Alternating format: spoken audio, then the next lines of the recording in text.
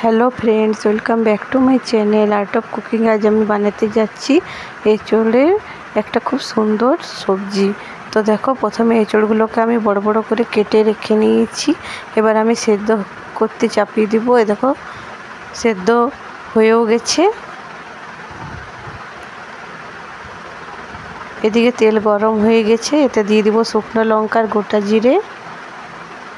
এবার দিয়ে দিব পেঁয়াজ কুচি। পেঁয়াজগুলো ভাজা হয়ে গেলে দিয়ে দেবো টমেটো কুচি। টমেটো কুচিগুলো দিয়ে আমি ভালো করে ভাজবো।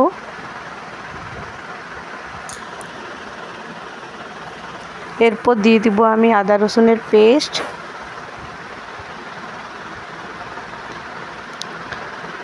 আদা রসুনের পেস্টটা দিয়ে আমি ভাজবো কিছুক্ষণ।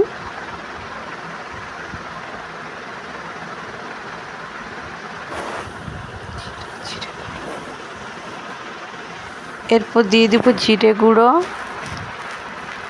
হলুদ গুঁড়ো, একটু লঙ্কার গুঁড়ো দিয়ে আবারও মিক্স করে ভাজবো কিছুক্ষণ।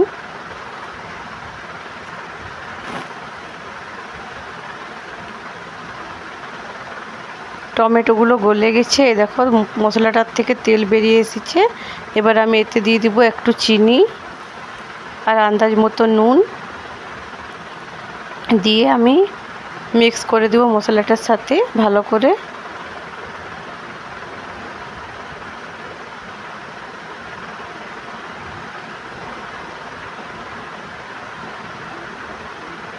এরপর আমি এতে দিয়ে দিব সেদ্ধ করে রাখা এঁচোড়,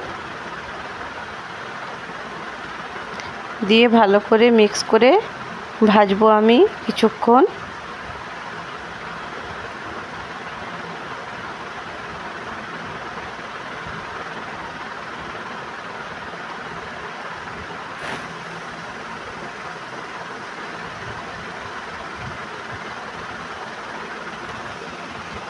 ভাজা হয়ে এসেছে, এবার আমি জল ঢেলে দিব।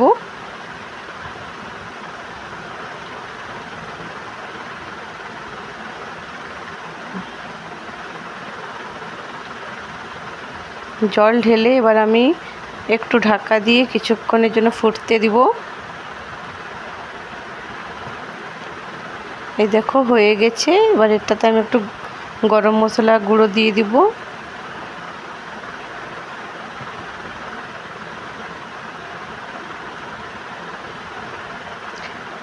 রেডি হয়ে গেছে আমার আজকের এঁচোড়ের সবজি।